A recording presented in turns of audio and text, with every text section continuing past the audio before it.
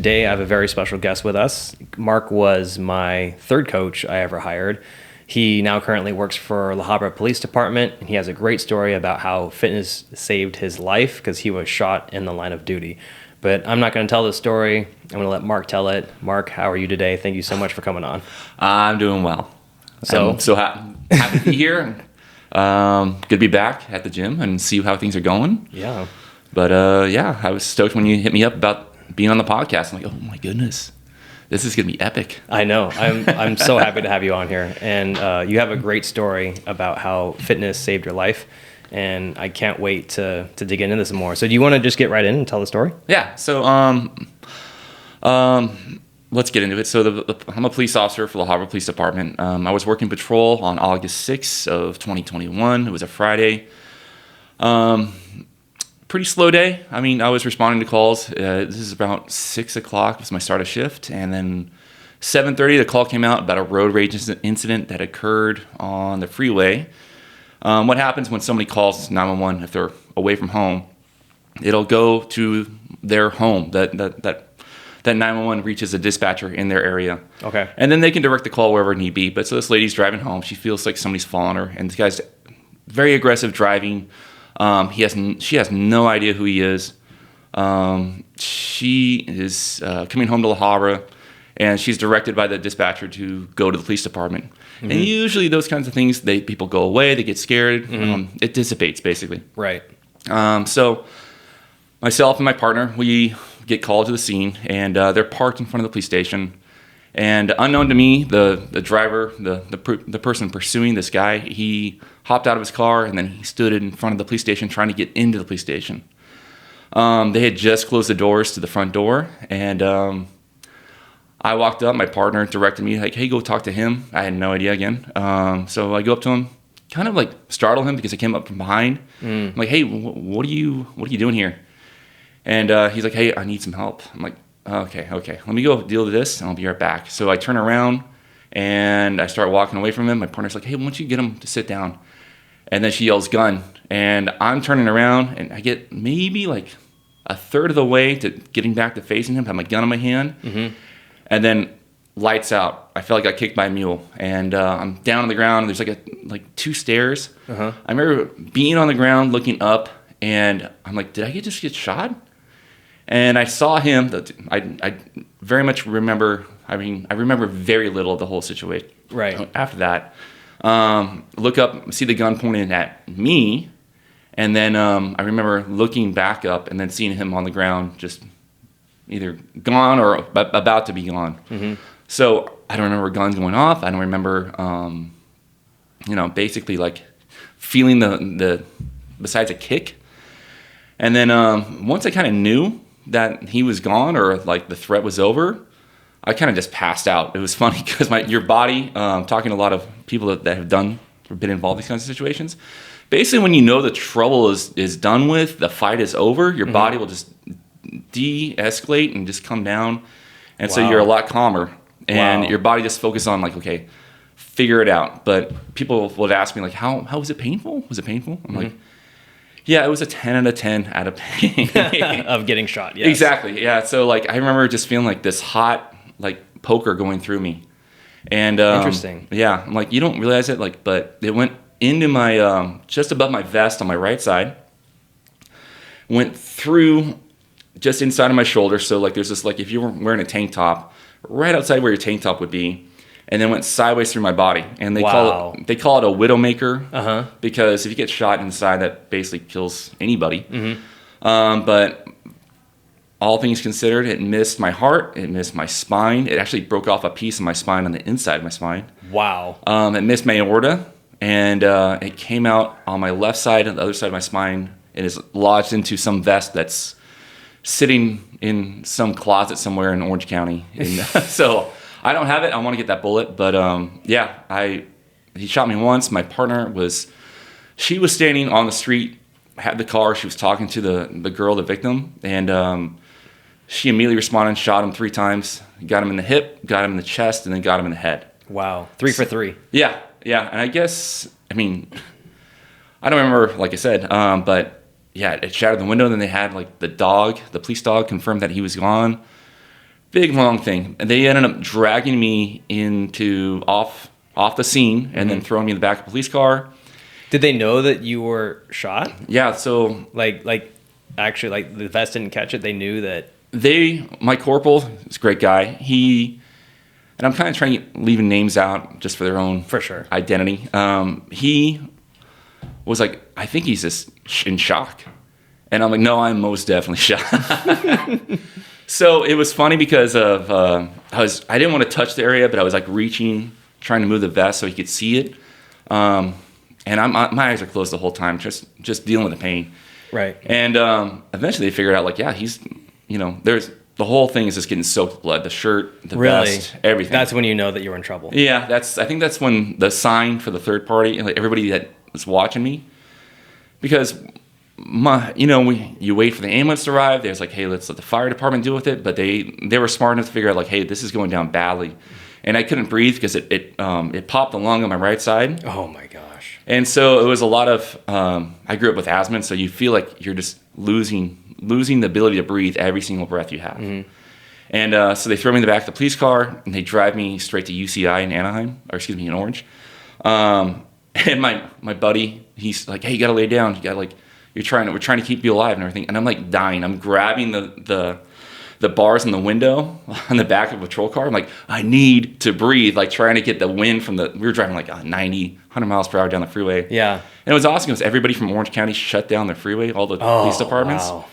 So everybody knew. This is all broadcast on what's called Red Channel for Orange County. So that's a shared channel for the radio for police and fire. Mm-hmm. So we all know what's going on in different cities. If there's a major event, let's say there's a car chase going through the county, we can all listen to it. For this obviously particular situation, it was definitely necessary. It kept everyone from interrupting my trip to the hospital. And then we got to the hospital, and the emergency room went to work. There was no morphine. There was nothing to make me feel better. They stuck a huge tube in my side of my chest to just get the blood out. And it ended up saving my life. It was a rough, horrible situation. And then, I was just confused about it because, like, that guy, I think he had something to do with the whole road rage thing. So I'm spinning the entire time just trying to figure out what happened. Yeah. And, your body just, it basically just does enough to stay alive. And so that processing, deep thinking of like, okay, like putting two and two together, even though it was obvious after the fact, I'm like, I still couldn't figure out, what happened from point A to point B. And, luckily there's, great people that I work with that took care of it and took care of me. But yeah, my goal was to basically just, okay, like I don't know. All this working out, all this like prepping, because I've done years and years of CrossFit, other things. It helps so much because in the moment I had no choice. I couldn't make, I couldn't, I'm getting my gun out, I'm going to jump back up and shoot him. That'd be fantastic. But in the movies, like John Wick, that works. Exactly. Not like, in real life. I'm thinking like, oh, I'll be fine.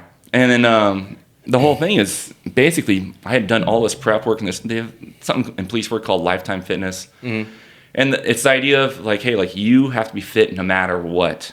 And worst day, best day, kids, whatever comes your way, you have to basically stay in shape because you owe it to your partners, you owe it to yourself, you owe it to your family that you could survive something like this. Yes.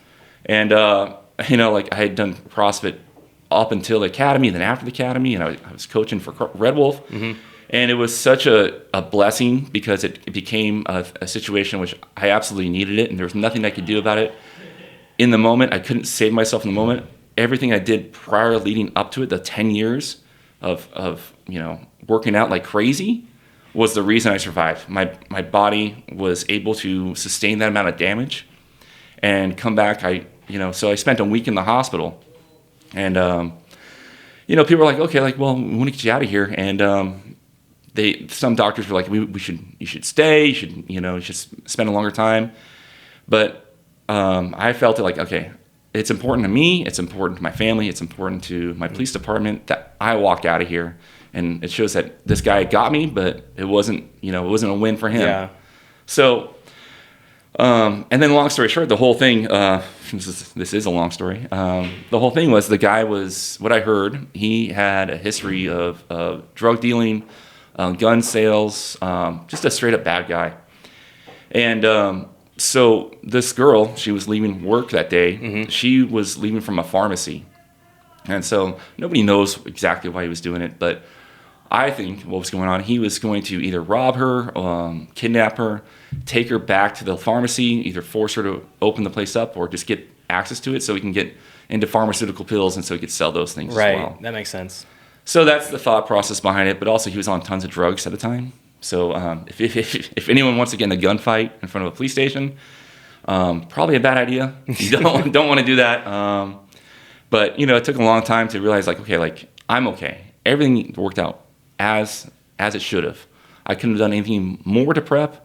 Of course, there's situations like, oh, like, I wish I'd have done this. But you got to, like, from tons of talking to therapists and things like that, realize that the way it worked out was the way it's supposed to work out. And you have to be satisfied with it, and there's no going back. But, you know, like I said, all the prep work, everything I did prior to leading up to it was what I needed to do to survive that situation. Wow. That's such an incredible story. That's awesome. Yes, take a drink. Oh man. What was the recovery like? So, like I said, I spent a week in the hospital. They had to clean up my lung cavity. And my lung, like I was breathing this little apparatus thing. And you're trying to get your lung capacity back because it's like a balloon, like it sticks together. And so, like, I'm thinking, like, it's, like, folded over, it's crumpled up, and you have to force your body to get that capacity back. Yeah. And so there was that. That was the first immediate thing. And I still don't feel like it's 100%. It's always, like, it feels like, okay, like, I used to be able to push harder. But I'm hoping, like, hey, continuing to work out, that's going to work out. And then eventually, you know, you don't notice those things. But the body's capability to recover off of that, the doctor's like, I don't know how, like, you're okay. But getting out of the hospital, I walked out of the hospital, carried my daughter on my shoulders. Oh, that's awesome. And I was so stoked because it's like, it took a lot out of me. I had to sit down the rest of the day. But a lot of times walking around, like, I couldn't walk for more than like 5 minutes, 3 minutes. Wow. Really down in the dumps about it because I had done so much stuff, like, okay, like, you know, strength and like barbells and stuff like that. Like, and then I ran a marathon maybe 10, 15 years ago. But like a lifestyle of just being out there, being fit. You know, obviously, like, CrossFit gets you ready for all kinds of things. How are you supposed to prepare for, like, okay, like, you get one lung, figure it out. Yeah. Absolutely. And it's not like you had a choice. Yeah. You know, leading up to that, it's like all that preparation, all those years of training, everything accumulated to that moment. And like, what would have happened if you didn't do all that? Oh, I'd probably still be in the hospital or, you know, have to medically retire because of just the body. I mean, I always think about it like, hey, like, you're pushing your body through. The body doesn't want to do half the stuff we do in CrossFit. But you're mentally building that strength to say, hey, like, I can do this, and then I can do that. And then, like, it's like this, you know, like, I do ring rows, and then I force myself to do pull-ups, and I force myself to do muscle-ups. And next thing I know, everything under the sun is I'm capable of doing those things. So, like, knowing, like, the mental strength of, like, hey, like, basically, if I can't walk for more than 3 minutes, I'm going to try to hit 3.5 minutes, 5 minutes, and push that forward. I love that mindset. Because, like, hey, you know, like, there's all this data to say, hey, like, how should we approach the training? But, like, if you don't have it in you, if you don't have that I'm faced with a challenge, I'm going to not only going to beat it, but I'm going to just destroy it. You're kind of giving yourself this I don't know, apathetic feel of like, hey, like, well, this is all I can do, and then hopefully they make a pill that gets me to my point, or like maybe I'll be okay if I just, you know, like, I'll just work in a factory. I don't know. Kind of feeling like, hey, like, well, if this is it, I'm not really going to force myself to push through. But I remember, like, the physical therapist came to our house, like, 2 days after I got out of the hospital. I was sitting on the couch all day. He's like, all right, I want you to walk around. I'm like, yes, we're going to absolutely do this. And just being so tired. And then I promised my wife, and I'm like, okay, like, I'm not going to go to the gym. I'm just going to take it easy. And like a week after, it's just that obsession of like, hey, like I need to lift, I need to work out. Oh man, I don't mean to interrupt, but how long was it from getting released from the hospital to where you were back in the gym? Like, not necessarily doing anything hard, but what was that time frame? I waited 1 week. 1 week. And it was like, I'm gonna hop on a bike, I'm gonna like 1 week, and you're already back in the gym. Yeah, That's like, awesome. It was mentally, I'm like I'd be pulling my hair out. I bet it was more of a mental thing. Yeah, I'm like, okay, like just the habit of going to a place where physical fitness is valued, and then checking in, saying, okay, I tried something, and then checking out was like the goal. Yeah. But so like I hopped on the bike, and I'm like, all right, whatever. That felt okay. And then I put a bar on my back, and then I'm like, I'm just gonna do. And I love squatting. Squatting's so many good things about it. Yeah. But I put the bar on my back, just empty bar, and I squat. I did like 10 reps, and I had to sit down for like 10 minutes.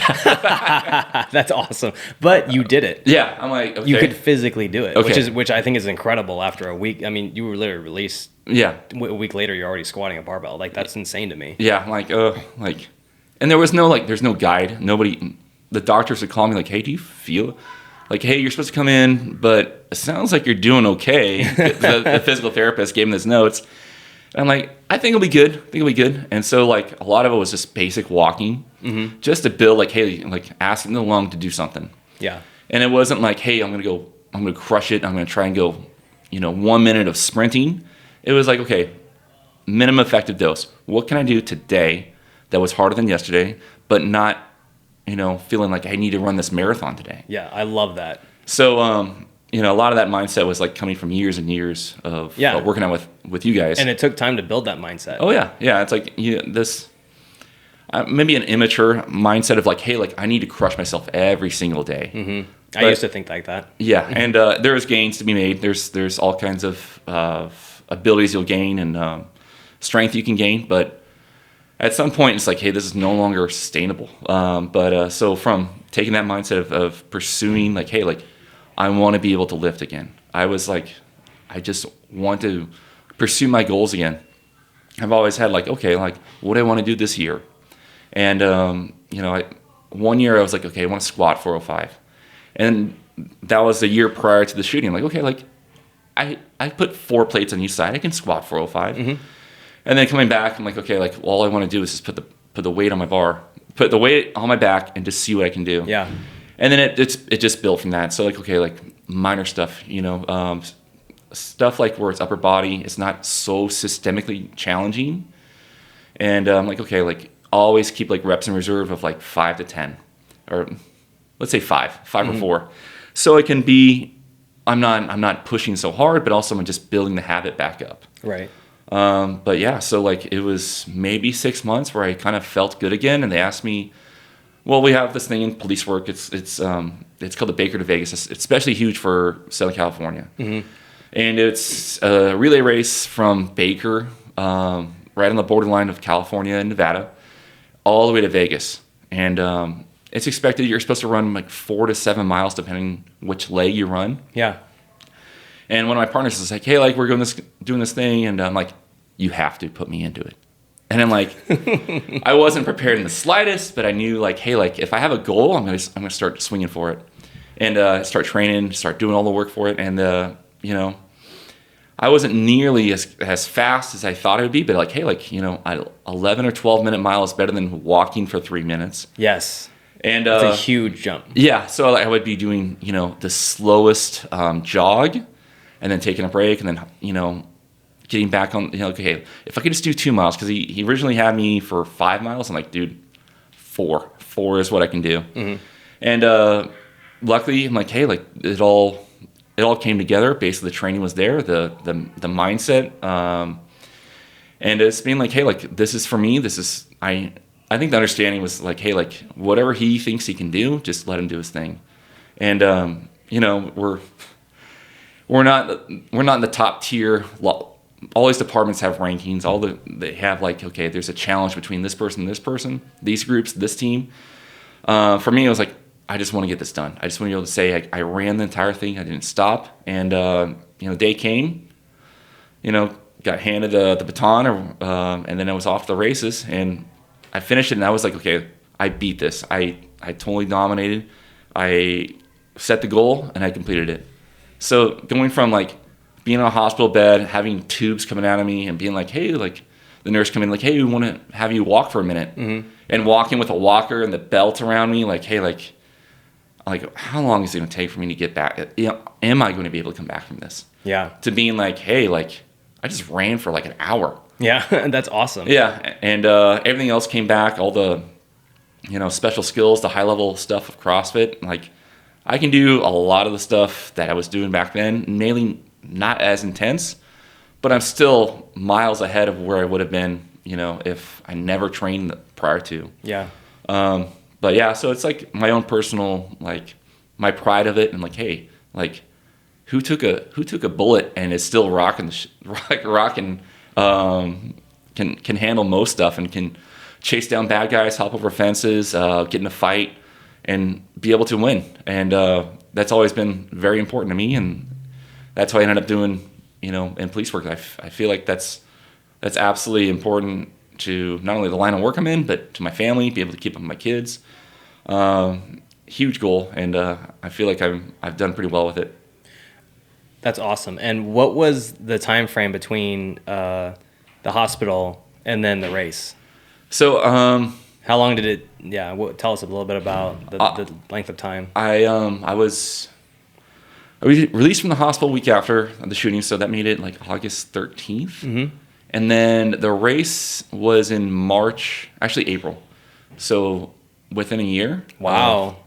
I mean, that's 5. That is fast. Yeah. To come back from that. Yeah, like I felt like, okay, like let's, having that mindset, having the pursuit of it really forced you. I mean, people want the discipline of things and being the responsibility and setting goals. It really makes it so it's easier for you to feel like, okay, I don't get a decision in this. I don't get to decide, like, sleep in. I don't get to decide to not go. I have to get up, go train. If it's a crummy training session, whatever, but I'm going to do this. I mean, I always thought like, okay, like, like that discipline wouldn't have happened unless I got used to it. And then this horrible situation happened. And so I don't know, you become very proud of just like, okay, these traits, these qualities that I have of like, hey, like I am not going to give myself an inch. I'm going to force myself to do something because it's important to me. Yeah. And I'm sure like, everyone has a reason for being in CrossFit, even if you're not, not feeling like you're crushing it, not feeling like you're like, it's not coming together. It's like, hey, like if this is important, you will figure it out what's the next step to get what you want out of it. So it's like the body composition factors of it. If you're pursuing police work, there's all kinds of things of like, hey, like I need to make sure I'm doing the next thing so I can get to the next point, and then I can figure out a goal from there. But yeah, like it's been such a blessing. I'm so stoked for the ability to do things, and God putting me in that position to make sure that I was prepared for it, and then it happened, and then I can come back and live a normal life. I mean, that's amazing. Yeah, I'm glad you're here too, Mark. I remember getting that phone call. I actually missed the call. Chris called me via Facebook. Really? I missed the call, but then he sent me a message. Didn't get the message till like early the next morning, saying that you've been shot, but that you were stable and you were talking. But I was still freaking out. Like I was literally pacing my house. Like, wow. And then I remember when that happened, and I'm so happy that you're still with us. What would you tell someone who right now is kind of putting off their health and fitness? You got to find your in. You have to, there's not going to be a perfect time. There's not going to be like, hey, like, I'll wait until it becomes easier, because there's all kinds of bad things happening in the world, and nothing's going to hold up for you. And if you're not actively pursuing it, if you're not looking for it, if you're not valuing it in your life, it's a sliding slope. It's slowly being taken away from you every single day. Yeah. And, we're not, it was always a value of who I was and what I can do. And for somebody that just needs to get off the couch, it's like there's so many things you can do in CrossFit that just get you going. Like the fundamentals of lifting weights. There's so much data that shows like it's so beneficial for you. And then the combined of like, hey, like these unknown and unknowables that CrossFit constantly programs of saying like, hey, you're gonna put something weight overhead and then you're gonna go for a run. Even though that sounds daunting for somebody that's never done anything, it's like, okay, we'll figure out where we can meet you. How can we make enough challenge where it gets you moving, but also makes it so it's not this big, a ladder rung of like 3 feet between them. It's just baby steps that get you to that point. But you need to value it for yourself. For dads out there, it's one of the most important things. I mean, I work with guys, and people see it all the time. If they're out of shape, you're not going to get the respect. And being a burden upon your family, being a burden upon your partners, you don't want that. And you may have great skills in other forms, and be a value, be an asset. But I remember talking to one guy, and his dad was horribly out of shape, and that respect is missing. And it's because like he becomes a burden upon the family. He was diabetic, and it was hard to hear him talk about his dad, because it's you want somebody to look up to, and that's something you don't start thinking about until you have kids. Mm-hmm. Oh, 100%. And I'm sure being a fitness coach and gym owner, I'm sure there's tons of stories like that, right? Oh yeah. But it reaches that most impact when it's you, and you don't want to be seen as like, hey, my dad can't come outside. He's had a long day. He can't play with me, or something bad happens. I keep on alluding to this. If some like kind of crime, let's say like you're in a bank, and somebody is, I'm trying to think of a good example here. So if you had to get your kids, if you were being faced in a fight and you had to get your kids away from it and defend your family, would you, being honest with yourself, would you be able to do that? Because it's, much more applicable now than in the past. There's crime is going through the roof in Orange County, and I don't want to say Orange County, but California. So yeah, you have to be capable, and that's something that needs to hit home for every single man, woman, and child out there. I'd say parents out there, that you don't want to be stuck needing someone to help you. You want to be the person that can help others and help your family. Yeah. So no, that hits deep. No, yeah. And I 100% agree with you, because you're right. Like that's part of the reason why I still work out so hard, is because if that situation comes and I'm not prepared, I can't suddenly prepare. Yeah. Like it's like the preparation has already started 15 years ago. Yeah. And it's still going. Like for that time, if that time doesn't come, great, but I'd much rather be ready for it. Oh yeah. Because you're right, because you never know what could happen, and then when it does happen, either you're ready for it or you're not. There's no let me get ready for this. Oh yeah. And just think about traffic collisions, things like that. Like, hey, can I like, if I got hit by a car, or let's say like a car is speeding towards you, could you pick up your kid and make sure that they don't get taken under a car? Like, yeah. There's all kinds of scenarios, and I feel like, okay, like you don't know what's going to happen, but the whole thing is like preparedness, being able to say, hey, like if something happens and we have to walk, I can pick up my kid and get going. I can run. I can do all kinds of things. I always think about like muscle ups and pull ups. Like, okay, like what's the applicability of these things? Yeah. But if you were stuck and you're in a hole or something like that, like, do you have the upper body strength to pull yourself out of something? Yeah. And climb a fence. Exactly. And much more applicable is like if you took a hard fall, like let's say you fell into an empty pool, which is not common, but like if your body went through something like a car collision, falling down something hit your body, you build that resiliency by fitness. And it's not common, or it's not discussed, because like most of us are worried about body image. I'm even talking about like capabilities, and aesthetic is always a big important part. But your bones get stronger, your lungs, there's more capillaries in your body because of the way you work out, and if you're pursuing it, it's going to get more resilient. You don't want to be faced with the challenge of like getting shot and then being like, oh, I just bled out because my body's not used to this kind of thing. It doesn't know how to handle stress. Yeah. But building yourself into like this like a tank, I guess. Just being like That's a good way to put it. That's the goal of like, hey, like an absolute unit. exactly. And be like, hey, like and police work, I'm like, okay, you don't want to be seen as like, hey, like there's two discussions. Like when a bad guy looks at you, it's like, can I run away from this guy or can I beat this guy up? So they say like once you get your handcuffs on, they'll hear it. The person will hear it. Let's say you got them, in the rest position, you're behind them, their hands behind their back. Once you start getting those cuffs on, they're going to make a split decision. Either they're going to go with the program, but not, there's a lot of times where they don't want to go with the program. Or if you get close, they just start running. So literally on Sunday, I was supposed to stop a guy who broke a window. He was drunk and he's high on meth. And I could see like he's hanging out, he's taunting the business owners. And so I get on my police car, he starts, walking away. I'm like, okay, not a good sign. And then he starts going to full run. And you got tons of gear. You got like 20, 30 pounds of stuff on you. Mm-hmm.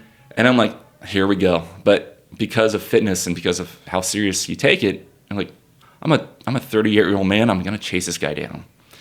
And you're putting out communication. You should be clear enough where you can say, hey, we're going westbound. We're on the north side of the street. He just pitched something. You want to be able to say those things and communicate to your partners and have the ability to follow them to the point of like, hey, like somebody's coming to help me out. Mm-hmm. And then the guy gave up. And then, there wasn't a fight, but you got to control that suspect. Yeah. So you got him. We got him. We got him. It's a team effort. I mean, he wasn't that fast, but the whole thing is like, I chased him for easily a quarter mile. Wow. Yeah. So myself and a partner, like it all worked out, but these are the things that like, hey, like the daily demands of work as a police officer, you got to be able to step up and do. And for any kind of like, person outside of law enforcement or kind of emergency response, it's not, you don't think like, hey, I have to have this ability, this skill, but wouldn't it be nice? I'd much rather have it and not need it. Exactly. Like, any kind of useful tool. It's like I'd rather have it and not need it than need it and not have it. Yes, 100%. But yeah, I mean, all that, the culture of CrossFit, that push, and, the support of law enforcement, military, fire, it's so like ingrained that you just think, okay, it's so welcoming, but it has this other factor of like, hey, like this is absolutely useful. And there's offshoots of things. Have you heard of the tactical games? Mm-hmm. I heard. Yeah, and that's something I've kind of like, hey, that'd be kind of cool. Mm-hmm. For those who don't know, it's basically CrossFit games with guns, and it looks so much fun. But of course, it's like, dude, this, you have to be, on top of your game with a rifle, handgun, as well as your fitness. And so there's events of like, hey, basically you're gonna take a shot from 50 yards with your rifle. Once you get the target, you're gonna like basically take a rucksack, put it on your back, and then run to another area, and then just start doing a wad of like 2 rounds of like pull-ups and like I don't know, some ground overheads, things like that. It's like, okay, meshing the two.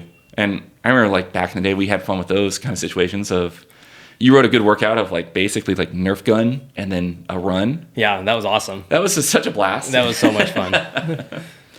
But yeah, I mean, growing up in your gym, not growing up, but like, spending a good, 7 or 8 years coaching and, being part of the group. I loved every minute of it.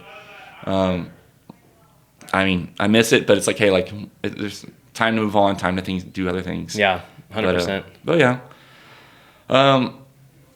What else? What else is going on? Well, what other closing thoughts do you have? I think that's a great place to wrap it up. I mean, you pretty much covered all my questions without me even having to ask them, which was awesome.